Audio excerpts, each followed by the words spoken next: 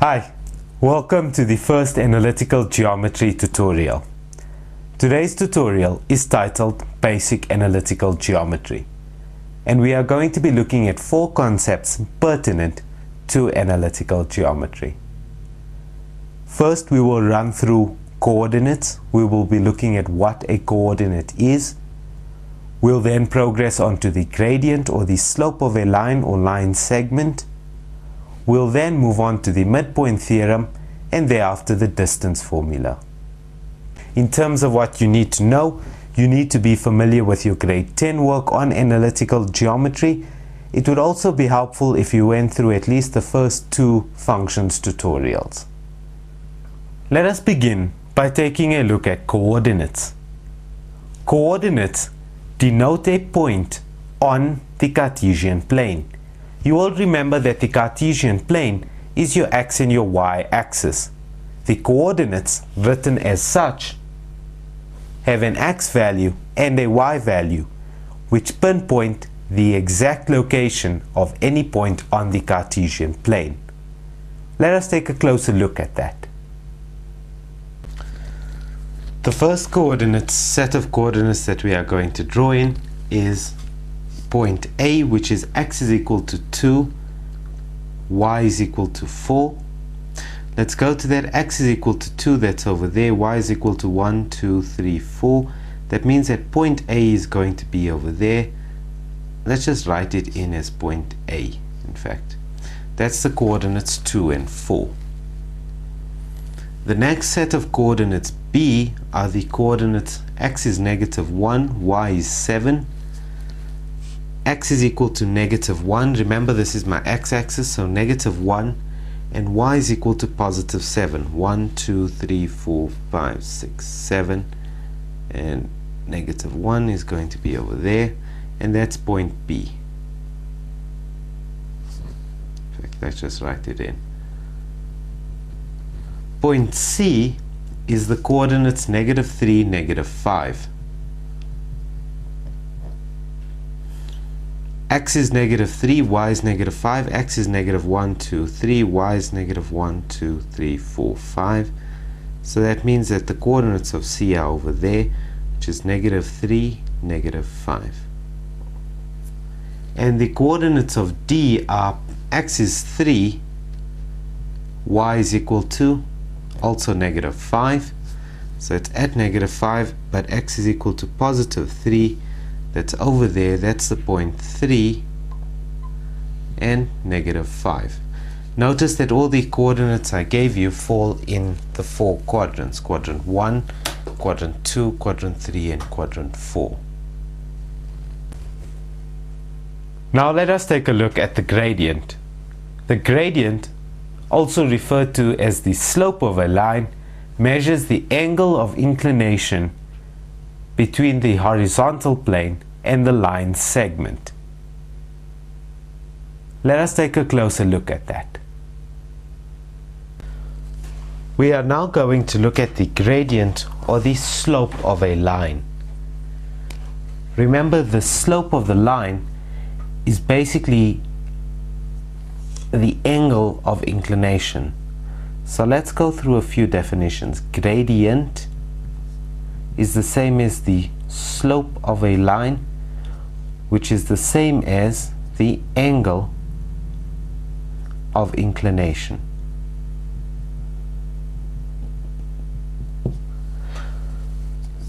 Now, let's use that angle of inclination theory. Angle of inclination would be how many degrees is it from the horizontal. That's its angle of inclination, or its angle of slope, or whatever you want to call it. I want you to just think of this as basically a hill, and how high is the hill sloped. Basically, what is theta? Now, if we are looking at theta, let us think about this. Theta is an angle made by the line we're looking at and the horizontal. How would we get theta? Well, let's look at the information that we do have. If I make this a straight line down, rather dotted line down, that's going to be the x value of 6. And that there is going to be the x value of 3. That is going to be the y value of 2. Let's just continue with that. Look at that. It forms a right angle triangle. And that is going to be the y value 4. Now, theta. The only bits of information I have, think about it. Do I have the size of that line? Yes, I do. Isn't it going to be 4 minus 2? Isn't that one going to be 2 units? Because it's 4 minus 2. And that is going to be 3 units. Let's just leave that units out. That's going to be 3. The reason 3, because 6 minus 3. So that's the only 2 bits of information I have. Don't worry about hypotenuse and all of that for now. But those are the 2 bits of information I have. This side is opposite theta, and this side is adjacent or next to theta. What if I use 10 to get my angle of inclination?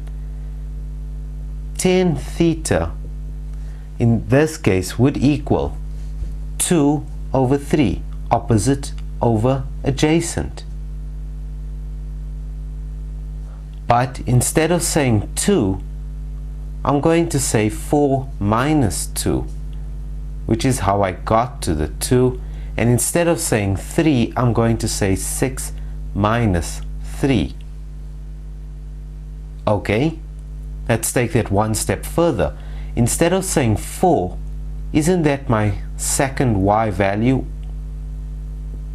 And isn't that 2 my first y value? Isn't the 6 my second x value, and my 3 my first x value? So that means that tan of theta is equal to change in y over change in x, or rather y2 minus y1 over x2 minus x1. That, ladies and gentlemen, is exactly what the gradient is. Gradient m is equal to tan of theta. But instead of saying tan of theta, we've seen that tan of theta is y2 minus y1 over x2 minus x1. In this case, y2 minus y1 is going to give us 2, x2 minus x1 is 3. That means our gradient in this example is 2 over 3, positive 2 over 3. If it's going to be sloping the other direction, our gradient is going to be negative. This is a positive sloping gradient. Also, we can calculate the size of angle theta.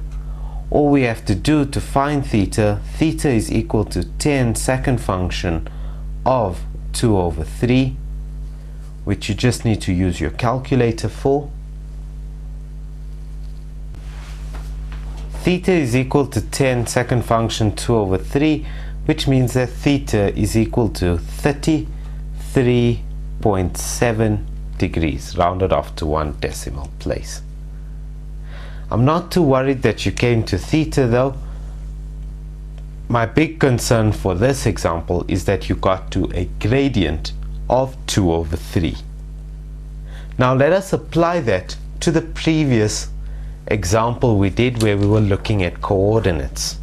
Now, I'm going to choose a few line segments, and I'm going to get the coordinates of those line segments. The first one I'm going to do is I'm going to look at my gradient of AB.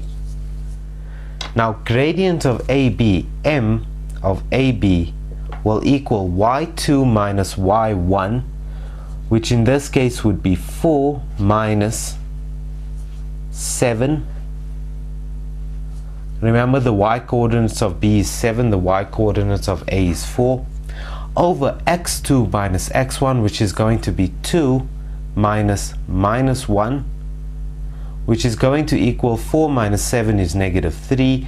2 minus minus 1 is the same as 2 plus 1, which is going to give me a gradient of positive 3. Negative 3 divided by positive 3 is negative 1. That means my gradient of AB is given as positive 1. The next one I'm going to look at is I'm going to look at my gradient of CD. If I draw CD in over there, let us look at that gradient. Remember, M is equal to y2 minus y1, which is going to be negative 5, negative, negative 5, y2 minus y1 over x2 minus x1, which is going to be 3 minus minus 3, which is equal to minus 5 plus 5, which is 0, over 3 plus 3, which is 6. 0 over 6 gives me a gradient of 0. Notice something here. This line is parallel to the x-axis because it's got the same y values. The 2 points on the line have the same y values. That means that this line has got a 0 gradient, or rather a 0 degrees slope. And that makes sense, doesn't it? It's not sloped uphill or downhill, it's flat, so it's got a gradient of 0. If it was a line parallel to the y-axis, you're going to find that your change in y is equal to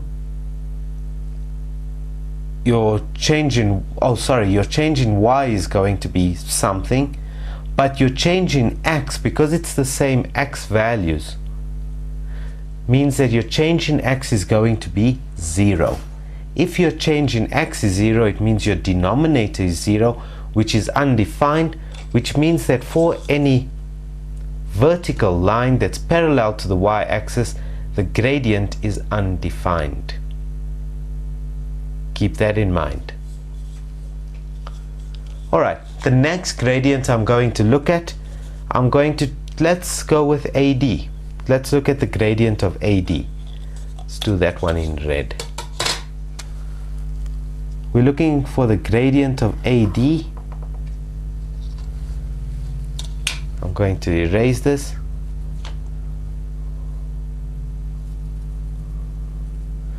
We're looking for the gradient of AD. Change in y over change in x, or rather y2 minus y1 over x2 minus x1. y2 is minus 5 minus y1, which is 4, divided by x2 minus x1, which is going to be 3 minus 2. Minus 5 minus 4 is minus 9. 3 minus 2 is 1, which gives us an answer of negative 9. Now look at this line over here. It's very negatively sloped, which makes sense that it has a gradient, such a high gradient of negative 9. It doesn't matter which points I chose as y2 and y1, or rather as point 1 and point 2, as long as I used uniformity. What I mean by that is, I could, instead of saying minus 5 minus 4, I could have also said 4 minus minus 5, y2 minus y1. But if I chose that as being y2, that has to be x2 minus x1, which will give me an answer of 4 minus minus 5 is positive 9, over 2 minus 3 is minus 1, which is still negative 9. The next gradient I'm going to look at is the gradient of CB or BC. That's over here, from there to there. That's the gradient I'm now going to be looking at. Look at it, it is positively sloping. Not only is it just positively sloping, it's very positively sloping. So you notice that the gradient for AD came to be a very negative gradient. The gradient for BC is going to come to a very positive gradient. Let's have a look at that. M for BC is equal to y2 minus y1, 7 minus minus 5, over x2 minus x1, which is minus 1 minus minus 3, which is equal to 7 minus minus 5 is the same as 7 plus 5, which is equal to 12. 1 minus minus 3 is the same as, minus 1 minus minus 3 is the same as minus 1 plus 3, which is equal to positive 2. 12 over 2 is equal to 6, and that is a fairly steep gradient, as you can see. Now a gradient of 6, in this case positive 6, means that an increase in 1x would be a 6 times increase in 1y. Let us have a look at that. If I take, for example, this point over here and this x value over here, there's a big difference there. But this is only a change of 1 in the x. But look at the change in the y. It's that amount. So a big gradient means that for every 1 increase of x, the y increase is that many times, is the gradient amount of times. So for instance, in this case, an increase of 1 in the x would lead to a 6 increase in the y, because it's change in y over change in x. A fraction gradient, anything below 1, for example 1 over 6, means that an increase of 1y would be accompanied by an increase of 6 in the x. Now we are going to have a look at the midpoint theorem, and you're about to see why analytical geometry is so easy. The midpoint means we are looking for the middle of 2 points. The midpoint theorem looks at a technique we can use to find the middle of 2 points. Let us take a look at that closer. We are now going to look at the midpoint theory. I'm going to use the same graph that I've been using thus far for the gradient. I'm going to now be looking for the midpoint between A and B. Now think about this. The midpoint between A and B would be over there, right? Wouldn't that have an x value and a y value? More importantly, let's look at the coordinates of the x value and the y value. This x value would be exactly between 6 and 3. How do we get exactly between 6 and 3? Quite simple. We add the 2 and divide it by 2. 6 plus 3 is 9 over 2, which is 4.5 or 4.5. And that would be exactly in between 6 and 3. And exactly between 4 and 2 would be the point 3. 4 plus 2 is 6, divided by 2 is 3. That means that the coordinates of M, our midpoint, is going to be given by x1 or x2 plus x1 divided by 2, and our y value is given by y2 plus y1 over 2. The y and the x do not interact with each other. They simply are, or give us, the x coordinates independently and the y coordinates independently of our midpoint. Now let us use the midpoint theory. In the other example I've been using quite a bit so far in analytical geometry,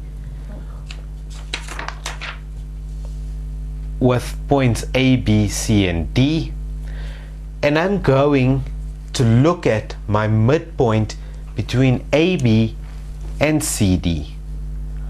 My midpoint between AB is going to be given by, let's call that point P, and that's called the midpoint there, point Q. My coordinates of P are going to be given by x2 plus x1, which is 2 plus minus 1 over 2, and my y value is going to be given by y2 plus y1, which is going to be 4 plus 7 over 2. That means that my coordinates of P, the midpoint of AB, are going to be given by 2 minus 1 is 1 over 2, which is just 1 over 2. 4 plus 7 is 11 over 2, which is either we can say 11 over 2, or we could turn that into 5.5. And those are my coordinates of P, the midpoint of AB. Now let us look at the coordinates of Q, the midpoint of CD. x2 plus x1 is going to be 3 plus minus 3 over 2, and my y value is going to be given by minus 5 plus minus 5 over 2.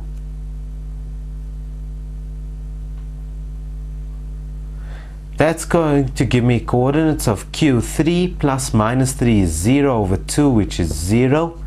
That makes sense because Q lies exactly in between that, but it also lies on the y-axis, which means that the x value is 0.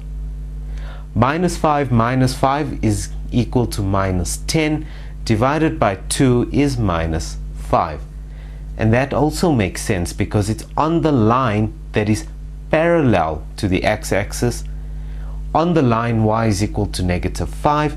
That means that anywhere along this line, the y coordinate is going to be negative 5. And that brings us on to the distance formula. The distance formula is exactly that, the distance between 2 points. We are going to look at how to calculate the distance between 2 points on a Cartesian plane, and then we are going to look at a standard formula that we could possibly use. We are now going to look at how to derive the distance formula.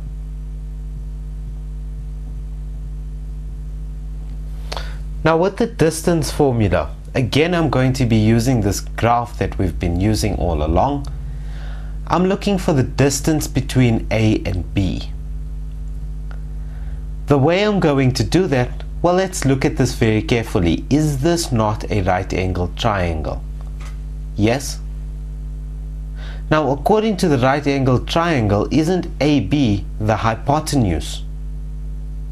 And 2 and 3 are different sides. That means that AB squared is equal to 2 squared plus 3 squared. Yes? That distance is 2 and that distance is 3. But how did we get to that distance 2? We had to say 4 minus 2. Alternatively, to get to 2, we said y2 minus y1. And that's 2. So that's squared. Right? And the same is going to be done for the x. Let's just erase this and write it down over here. We know that AB squared is equal to 2 squared, but instead of saying 2 squared, we're going to say 4 minus 2 squared. But instead of saying 4 minus 2, isn't 4 y value 2 and 2 y value 1? All of that squared. Plus 3 squared. Same thing with 3, it's going to be given by x2 minus x1 squared. But we're not looking for AB squared, we're looking for AB on its own, so we square root both sides. That means that AB is equal to square root of y2 minus y1 squared plus x2 minus x1 squared. and that is our standard distance formula. If we apply it here, y2 minus y1 is going to give us 2 squared is 4 plus x2 minus x1 is 6 minus 3, which is 3 squared, which is 9. Boys and girls, do not turn this into square root. 4 plus square root 9 is not the same as 2 plus 3. 2 plus 3 is equal to 5. It's not what square root 4 plus 9 is. We can only split up the square root if we've got a multiplication. In this case we don't. So this is going to become square root of 13, and that's in its simplest surd form. If you do want to know what it is, rounded off to 2 decimal places, it's equal to 3.61 units. But leaving it as root 13 is often the solution that is required. Now let us apply the distance formula again to this set of examples we've been looking at so far. I'm going to start by looking for the distance between AD. Now AD is going to be given by square root of y2 minus y1 squared, which is going to be minus 5 y2 minus y1, so it's minus 5 minus 4 squared, plus x2 minus x1, which is going to be 3 minus 2 squared,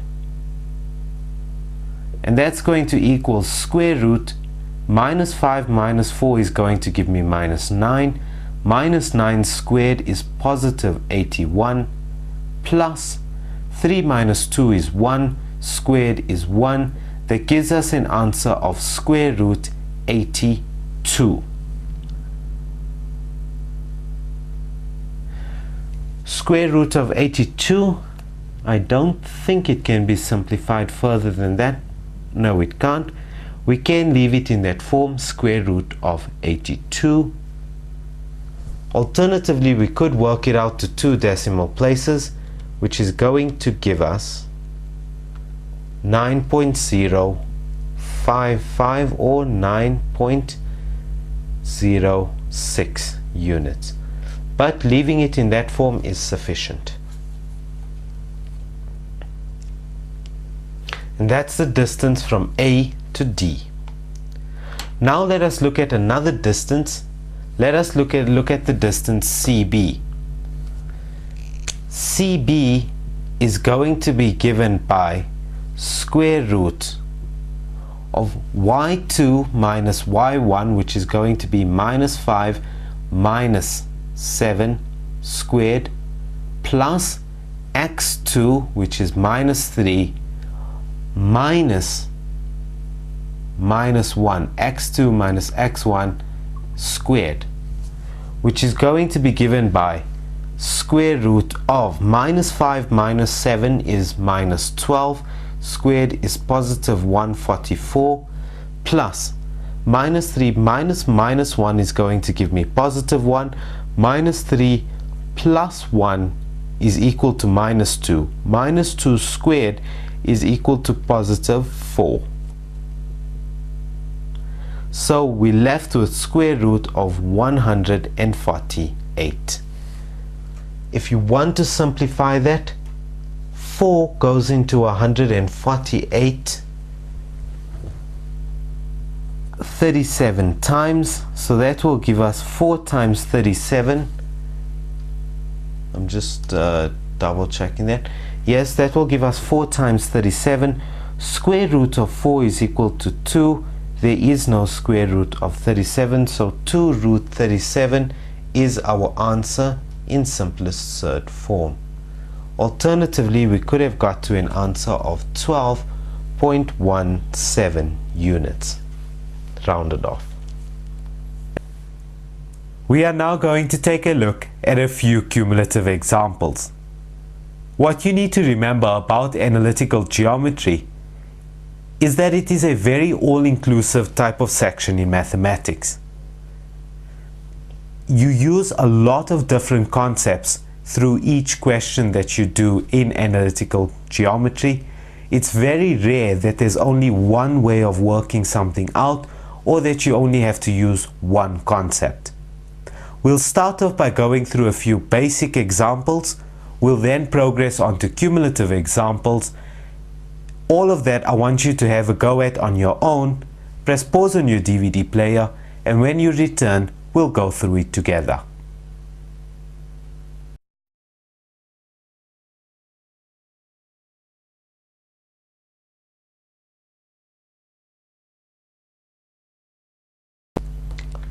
The first question I gave you to do had this diagram over here, and the first question was determine the length of BC, AB and AC. Thankfully we've got all of the coordinates, so it's pretty easy to do. Firstly, the length of BC is going to be given by square root of y2 minus y1 squared, which is going, let's just write that out, y2 minus y1 squared plus x2 minus x1 all squared, and that's all in the square root sign, which is going to be given by square root of y2 minus y1, which is 2 minus 0 squared, plus x2 minus x1 squared.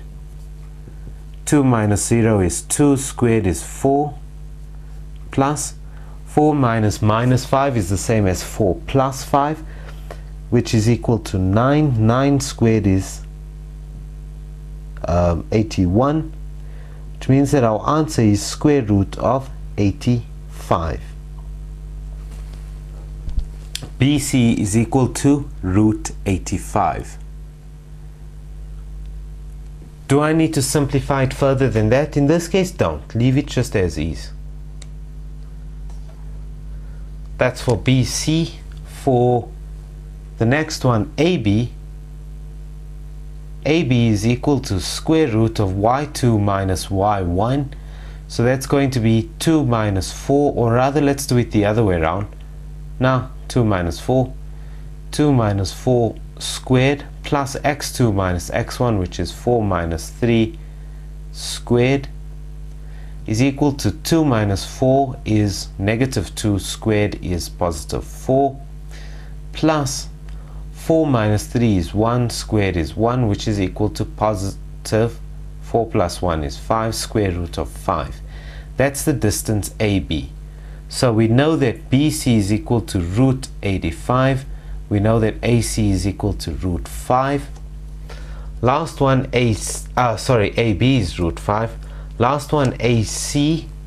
AC is going to be given by square root of y2 minus y1, 4 minus 0 squared, plus x2 minus x1, 3 minus minus 5, or 3 plus 5 squared. 4 minus 0 squared is 16, plus 3 plus 5 is 8 squared is 64. 64 plus 16 is equal to 80, all in the square root sign. Again, do I need to simplify it any further? Not in this case. You don't have to. This last one though, we can simplify it a little bit further. Root 80, 4 goes into 80 20 times. In fact, I lie, 16 goes into 85 times. Square root of 16 is 4. 4 root 5 is equal to root 80. So I can leave it in that answer. Alternatively, I could have just left it as root 80. That's fine. Root 80 is not the simplest third form though, but I'm not too bothered about that. Okay, that's the distance of BC, that's the distance of AB, and that's the distance of AC. Always remember, golden rule, it doesn't matter which point you choose as point 2 and point 1. You could have said y2 minus y1 over x2 minus x1, or rather plus x2 minus x1 squared, but if you chose this point as point 2, y2, that has to be x2. You can't say y2 and x2. It has to be y2, x2, y2, y1, x1. Right? Keep that in mind. Okay, but that's the distances that was asked for. Then number 2 says, if is ABC, triangle ABC, a right angled triangle with BC being the hypotenuse? Well, if it is a right angled triangle, let's just write this other figure in there, that's root 80. If it is a right angled triangle and BC is the hypotenuse, in theory the hypotenuse squared should equal the two sides added together squared. Yes?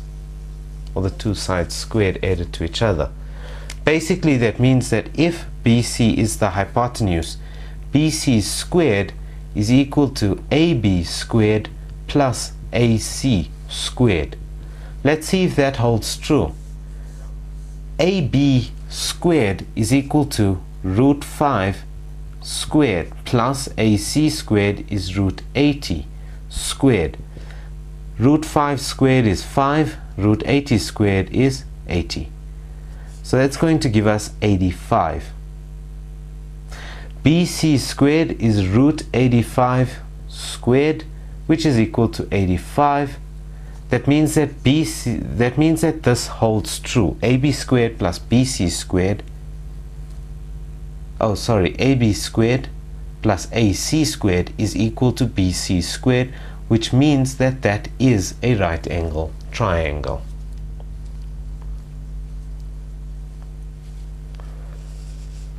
The next one asks us, what are the coordinates of M, the midpoint of BC? So M, the midpoint of BC, I'm guessing it's going to come somewhere over there. Remember that the midpoint is the x value is given by x2 plus x1 over 2, and the y coordinate is given by y2 plus y1 over 2. That means that M, the coordinates of M, the midpoint, are going to be given by x2 plus x1, so it's going to be 4 plus minus 5 over 2, and the y value is going to be 2 plus 0 over 2, which means that now 4 plus minus 5 is equal to negative 1. Negative 1 over 2 is equal to negative 1 over 2. And the coordinates of the y coordinate rather is 2 plus 0, which is 2, divided by 2 is 1. That means that my graph is drawn very inaccurately. It should be somewhere over there, with the x value being negative a half and the y value being 1. That's the coordinates of M, my midpoint of BC. Let's write it a little bit neater. It's negative 1 over 2 and 1. The next question says, what is the size of alpha? And alpha, I forgot to draw it in, is over there between those two lines. That's going to be a fairly tough one to calculate, but look at this here. Aren't we able to calculate theta, which is the big angle? Let's call that one theta. We can calculate theta, and we can also calculate beta. Now beta is the angle sort of from the horizontal up till BC, that is beta, and the angle theta is from the horizontal all the way up to AC. Both of those angles can be calculated using gradient. If I subtract the big one or the small one from the big one, won't I be left with alpha? Let's start off by calculating theta. Theta, remember, a gradient m is equal to tan theta. So let's start by looking for m of AC. Gradient of AC is y2 minus y1 over x2 minus x1, which is equal to 4 minus 0 over 3 minus minus 5 or 3 plus 5, which is equal to 4 over 8, which is equal to 1 over 2. My gradient of BC is going to be given by, again, y2 minus y1. In this case, it's going to be 2 minus 0 over 4 minus minus 5 or 4 plus 5, which is going to equal 2 minus 0 is 2, 4 plus 5 is 9, 2 over 9. Now remember, I know that m is equal to tan theta. Now that big angle theta is equal to second function tan of the gradient of AC. Gradient of AC, the second function tan of that, will give us theta, which is equal to second function tan of a half, which is equal to 26.6 degrees. Beta, on the other hand, let's do that in another color. Beta is given by tan second function of the gradient of BC. That will be second function tan of 2 over 9, which is equal to 12.5 degrees.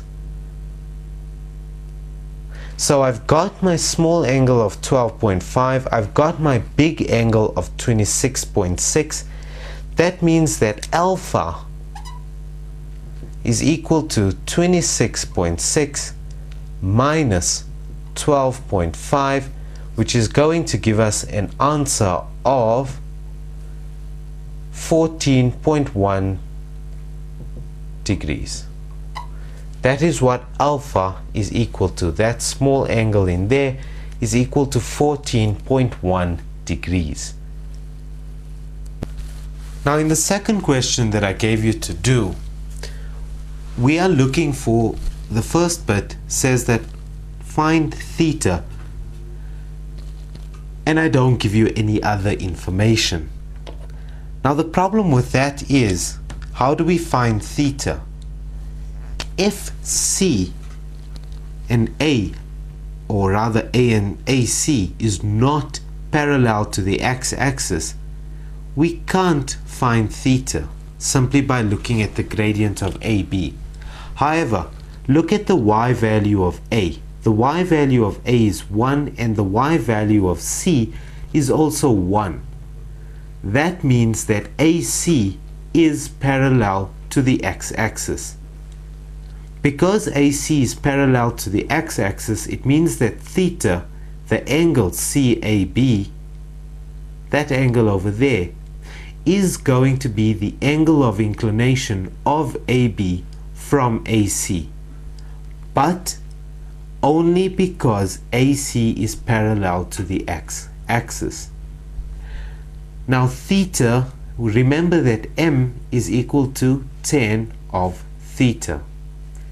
M of AB is equal to y2 minus y1, which is 5 minus 1, over x2 minus x1, which is 4 minus minus 2, which is equal to 5 minus 1 is 4, 4 minus minus 2 is equal to positive 6, because that's 4 plus 2, which is the same as 2 over 3.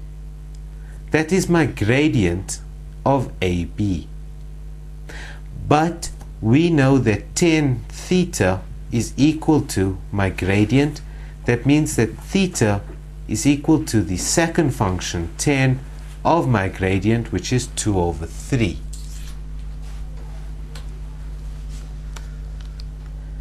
Second function 10 of 2 over 3 is equal to 33.7 degrees. That means that theta is 33.7 degrees. The second bit of the question said determine M, the midpoint of AB. Now to get the coordinates of M, to get the x coordinates, I'm going to say x2 plus x1, which is going to be 4 plus minus 2 over 2, and the y coordinate is going to be given by y2 plus y1, 5 plus 1 over 2, which is going to be the coordinates of M.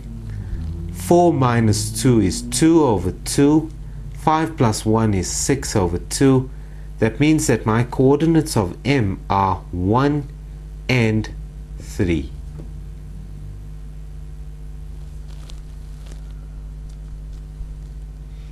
The third bit I gave you to do read determine the distance of CM.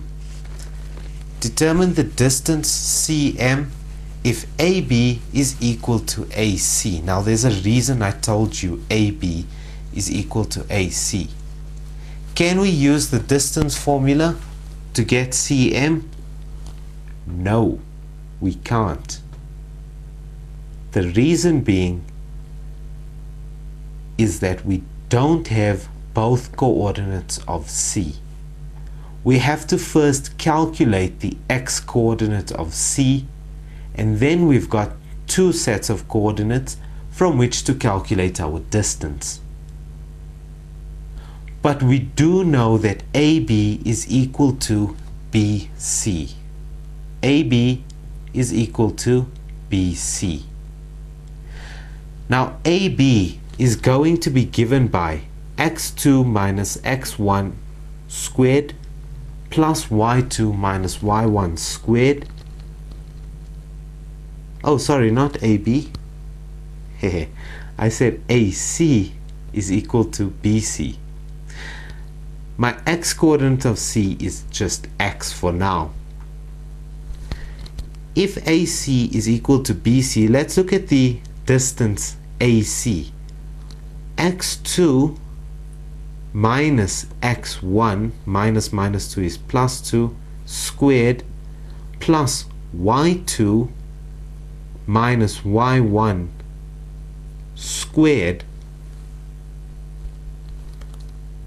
and the square root thereof gives us the square root of, to get BC, x2 minus x1, which is going to be x minus 4 squared, plus y2 minus y1, which is 1 minus 5 squared. Now because both sides are in the square root sign, I can simply square both sides to get rid of the square root. That means that this side reads x squared plus 4x plus 4. 1 minus 1 is 0. X squared minus 8x plus 16. 1 minus 5 is negative 4 squared is negative 16. These two cancel out. Positive 16 and no, wait, hold on. Positive 16. 1 minus 5 is negative 4. Negative 4 squared is positive 16. They don't cancel out. X squared, take the x squared across, or they cancel because x squared minus x squared is 0. Plus 4x, take the 8 across, it becomes plus 12x is equal to 16 plus 16 is 32 minus 4, which is 28. That means that x is equal to 28 over 12, which is the same as 28 over 12 is the same as 14 over 6, which is 7 over 3. Leave it as 7 over 3. Now we've got enough information to calculate the distance cm. The distance cm will be given by the square root of x2 minus x1 squared, which is 7 over 3 minus 1 squared, plus y2 minus y1 squared.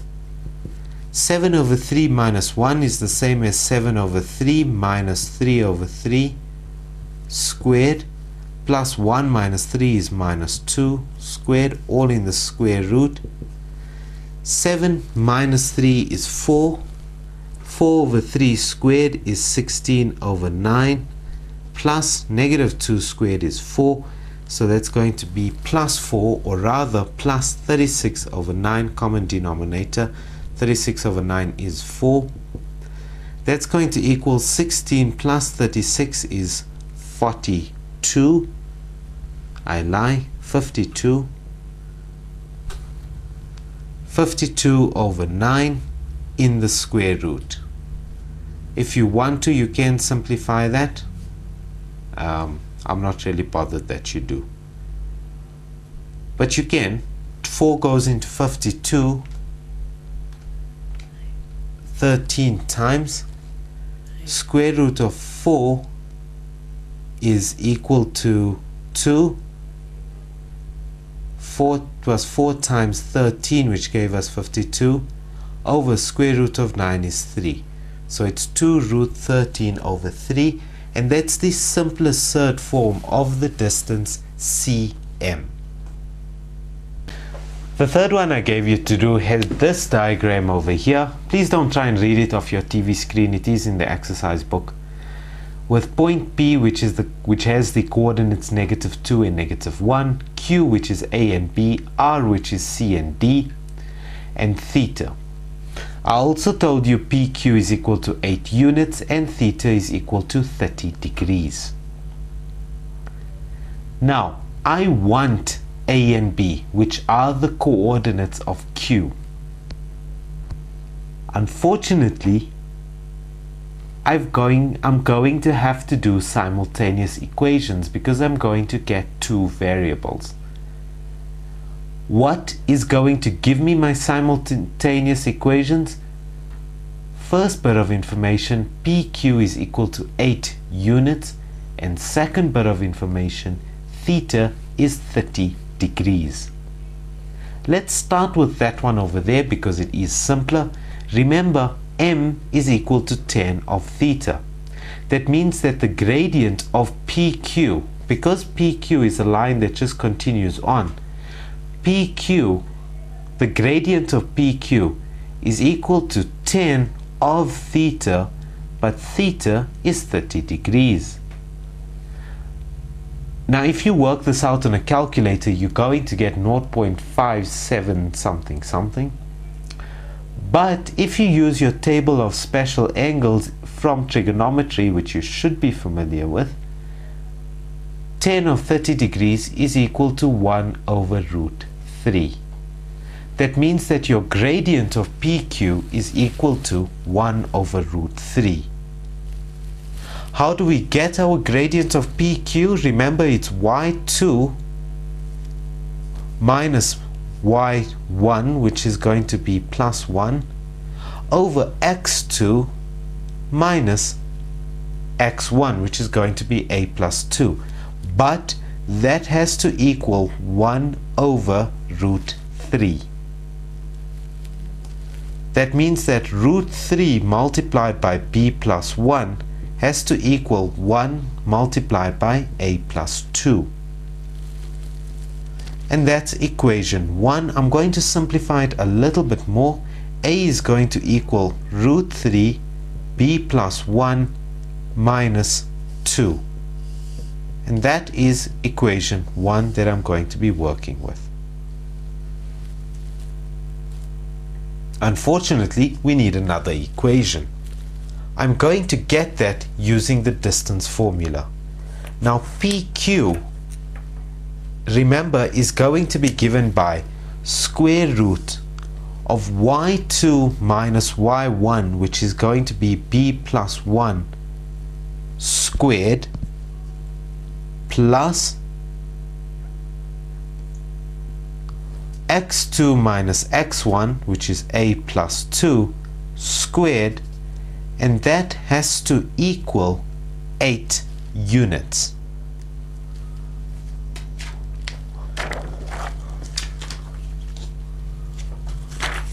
Because that has to equal 8 units, what I'm going to do is I'm just going to get rid of the square root sign.